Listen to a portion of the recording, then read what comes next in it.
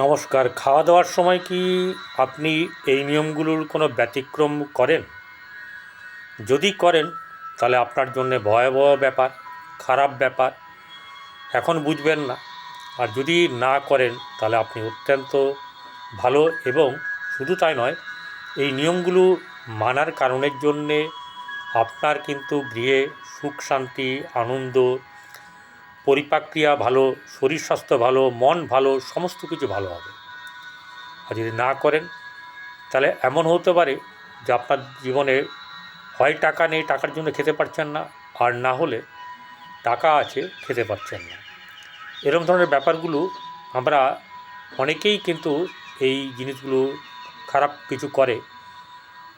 সেই খারাপের জন্যে মা লক্ষ্মী দেবী বলুন, মা অন্নপূর্ণা দেবী বলুন, প্রত্যেকেই ক্রুদ্ধ হন। জানেন এই ব্যাপারগুলো কোন কারণের জন্যে তারা ক্রুদ্ধ হন? চলুন জেনে নিই। প্রথম কথা হচ্ছে যে আমরা খাওয়ার সময় খাবার খেতে দিল, খিদে লেগেছে, সব ঠিক আছে। খেতে বসে তাকে একবার বলা উচিত তো, যে আমাদের অন্ন দাত্রী মা, অন্নপূর্ণা মা, মা লক্ষ্মী, তাদেরকে যদি একবার স্মরণ করেন মনে মনে, কী আসে যায়, কী ক্ষতি হবে, বা কী আপনার পয়সা খরচা হবে? নয়, কিন্তু তাকে স্মরণ করা উচিত।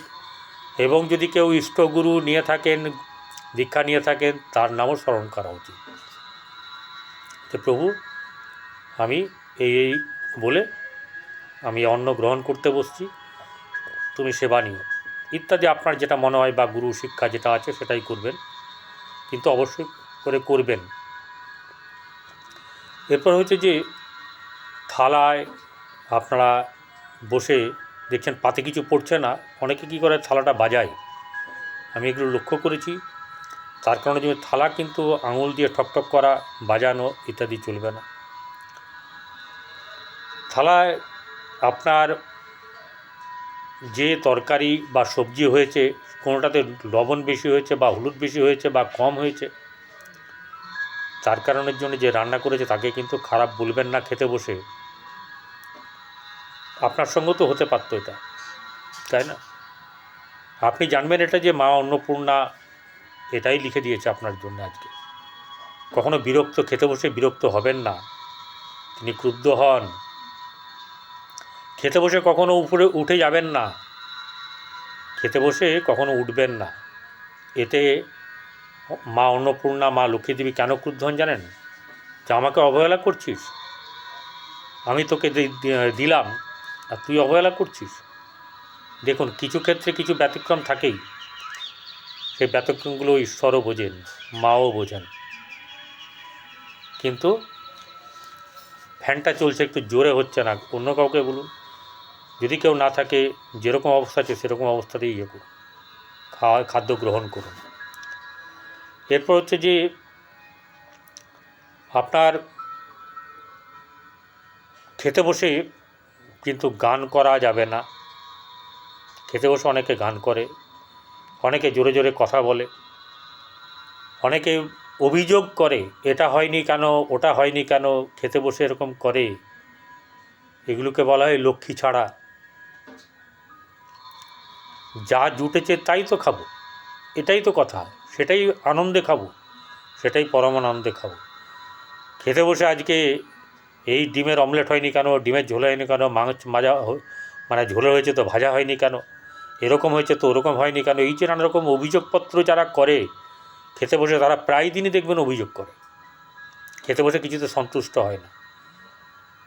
আজ পাচ্ছে, একটা সময় কিন্তু ঠিক এর জবাব তিনি পেয়ে যাবেন। আমার জন্য নয়, এটা নিজে যেরকম কর্ম করবে সেই ধরনেরই তার ফল পাবে। এটাই হচ্ছে ব্যাপার। খেতে বসে কিন্তু পা দোলাবেন না, অনেকে পা নাড়ান। বাবুয়ে বসে আছেন, পা নড়াচ্ছেন, চেয়ারে বসে আছেন, পা নড়াচ্ছেন, এগুলো কিন্তু অলক্ষ্মীর লক্ষণ। তাতে অলক্ষ্মী বলুন, মা অন্নপূর্ণা বলুন, তিনি কী করেন, তিনি আপনার প্রতি যে একটা স্নেহ কৃপা দৃষ্টি, সেটা কিন্তু তার সরে যায়। আর সেটা সরে গেলে কি হবে? আপনি ভাবছেন আপনি পেয়ে যাচ্ছেন, তাই না? কর্ম ভালো যার, তার সব ভালো, সে সেরমভাবেই পাবে। খেয়ে উঠে থালাতে কিন্তু হাত ধোবেন না। অনেকেই আছে খেয়ে থালাতে হাত ধোয়, এটা হচ্ছে মা অন্নপূর্ণাকে একদম ডাইরেক্টলি অপমান করা। সেখানে মুখ ধোয়া, হাত ধোয়া, এগুলো কি? এগুলো কিন্তু করা উচিত না। যারা করছেন, ম্যাক্সিমামই করেন না, আমি জানি ভালো করে, কারণ আপনারা অনেক বোঝেন। আমি বলছি বলে কথাটা তা নয়, আপনারাও অনেকেই অনেক কিছু ব্যাপারে জানেন এবং সেগুলো পালন করেন। যারা পালন করেন তারা ভালো থাকবেন। কারোর কোনো এঁটো আপনার পাতে নেবেন না, এটা উচিত না। আমরা খেতে বসে এখান থেকে ওখানে দিয়ে দিলাম, ওটা খেতে ভালো লাগলো না, নেবেন না। খেতে পারবেন না, অতটা খাবার নেবেন না। এই ব্যাপারগুলোকে মাথায় রাখতে হবে। তাড়াহুড়ো করে খাবেন না। গোগ্রাসে খাওয়া নয়, ধীরে ধীরে খাওয়াটাই খাওয়া। সেবা করতে বসেছেন না, মনে করবেন প্রসাদ সেবা করতে বসেছেন, সেইভাবে অন্ন গ্রহণ করবেন বা যে কোনো খাদ্য গ্রহণ করবেন। দেখবেন আপনার আত্মা তুষ্ট হবে, আপনার ভালো ঘুম হবে, পরিপাক্রিয়া ভালো হবে, সমস্ত কিছু দৈহিক থেকে আরম্ভ করে মানসিক শান্তি পাবেন। খাবার সময় যেন গায়ে কোনো গামছা না থাকে, ঘাড়ে গামছা, পিঠে গামছা কোনো অবস্থাতেই যেন শরীরে না থাকে। এটা কিন্তু খুবই খারাপ। আর আরেকটা কাজ যেটা হচ্ছে গিয়ে, খাবার শেষে পাত যাতে আপনার খাবারের যে থালা, সেটাতে এঁটো যেন শক্ত না হয়ে যায়, তাহলে কিন্তু খুব খারাপ। বলা হয় মায়ের বুক শুকিয়ে, যেটা আগেকার দিনের কথাবার্তা। খেয়ে উঠে হালকা করে জল দিয়ে দেবেন, বা থালাটা একটু মানে ধোয়ার মতন করে একটু ওখানেই হাতটা দিয়ে ঘষে দেবেন এঁটোগুলো। এটা করলে কী হবে, আপনারই কাজ হবে, মা অন্নপূর্ণা, মা লক্ষ্মী দেবী খুশি হবেন। আরে খেতে পেলেই হলো না, খাবারও একটা নিয়ম, সব কিছুরই একটা নিয়ম আছে। তাই সেই নিয়মগুলো যদি পালন করেন তবেই ভালো হবে। নালে আপনি খাবেন আর দেবী রুষ্ট হবেন, এটা হলে কিন্তু আপনার জন্যে খারাপ হবে। আপনারা নিশ্চয়ই এটা করবেন না। যারা করেন তারা কিন্তু এগুলো ভুলগুলো আর করবেন না। ভালো থাকবেন। চ্যানেলটি ভালো লাগলে সাবস্ক্রাইব করুন, সাবস্ক্রাইব করে পাশে থাকা বেল আইকনে ক্লিক করে দিন।